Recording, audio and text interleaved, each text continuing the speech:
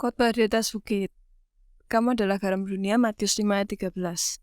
Garam berharga karena khasiatnya yang mengawetkan. Dan apabila Allah menyebutkan anak-anaknya garam, Dia mengajarkan bahwa maksudnya membuat mereka tujuan kasih karunia adalah mereka menjadi wakil-wakil untuk menyelamatkan orang-orang lain. Tujuan Allah dalam memilih suatu umat di hadapan seluruh dunia bukan hanya Dia dapat mengangkat mereka sebagai putra-putrinya, tetapi melalui mereka dunia dapat menerima kasih karunia yang membawa keselamatan.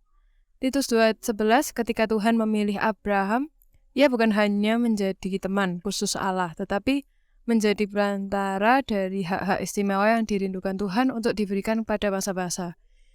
Yesus dalam doanya terakhir dengan murid-muridnya sebelum penyalipannya berkata, "Dan aku menguduskan diriku bagi mereka supaya mereka pun dikuduskan dalam kebenaran." Yohanes 17 ayat 19.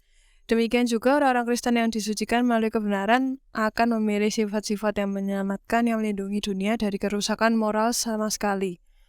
Garam harus bercampur dengan bahan ke mana garam itu dimasukkan atau dicampurkan. Garam itu harus masuk dan meresap supaya mengawetkan. Demikian juga lewat kontak pribadi dan pergaulan manusia dijangkau oleh kuasa Injil yang menyelamatkan. Mereka tidak diselamatkan secara rame-rame tetapi secara perseorangan. Pengaruh pribadi adalah suatu kuasa. Kita harus datang dekat pada mereka yang kita inginkan beroleh manfaat. Khasiat garam menggambarkan kuasa penting dari orang Kristen. Kasih Yesus dalam hati, kebenaran Kristus meliputi kehidupan. Kasih Kristus bersifat menyebar dan agresif. Jika kasih itu tinggal dalam diri kita, itu akan mengalir pada orang lain. Kita akan datang mendekati mereka hingga hati mereka dihangatkan oleh perhatian dan kasih kita yang tidak mementingkan diri sendiri. Orang-orang percaya yang tulus hati menyebarkan tenang yang sangat penting, yang menerobos dan memberikan kuasa moral baru kepada jiwa-jiwa untuk siapa mereka bekerja.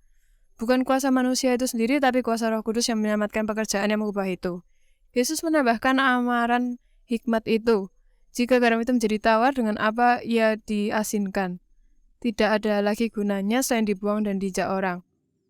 Setelah mereka dengar kata-kata Kristus itu, orang-orang tersebut dapat melihat garam putih berkilau-kilauan di jalan di mana itu telah dibuang karena sudah tawar dan tidak ada lagi gunanya. Itu baik menggambarkan keadaan orang Farisi dan pengaruh agama mereka pada masyarakat. Itu menggambarkan kehidupan setiap orang dari siapa kuasa kasih karunia Allah telah pergi dan yang telah menjadi dingin dan tanpa Kristus. Apapun profesinya, orang yang demikian dianggap manusia dan malaikat-malaikat sebagai orang yang tidak menarik dan tidak menyenangkan. Kepada orang yang demikian, Kristus berkata, "Alangkah baiknya jika engkau dingin atau panas. Jadi, karena engkau som-som kuku dan tidak dingin atau panas, aku akan memuntahkan engkau dari mulutku." Wahyu 3:15-16. Tanpa iman yang hidup dalam Kristus sebagai juru selamat pribadi tidak mungkin membuat pengaruh kita dirasakan dalam dunia yang skeptis. Kita tidak dapat memberikan kepada orang lain apa yang kita sendiri tidak miliki. Itu selaras dengan kesetiaan dan pengabdian kita kepada Kristus sehingga kita menggunakan pengaruh untuk memberkati dan mengangkat umat manusia.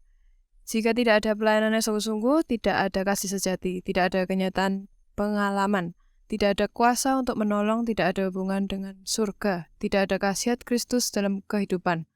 Kecuali Roh Kudus dapat menggunakan kita sebagai wakil-wakil yang menyampaikan kebenaran seperti yang terdapat dalam Yesus. Kita bagaikan garam yang telah tawar dan sama sekali tidak berguna.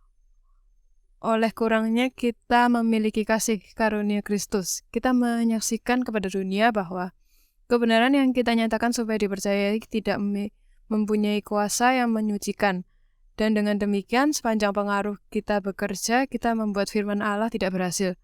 Sekalipun aku dapat berkata-kata dengan semua bahasa manusia dan bahasa malaikat, tapi jika aku tidak mempunyai kasih dan sama dengan gong yang berkumandang dan canang yang gemerincing, sekalipun aku mempunyai karunia untuk bernubuat dan aku mengetahui segala rahasia dan memiliki seluruh pengetahuan, dan sekalipun aku memiliki iman yang sempurna untuk memindahkan gunung, tapi jika aku tidak mempunyai kasih, aku sama sekali tidak berguna.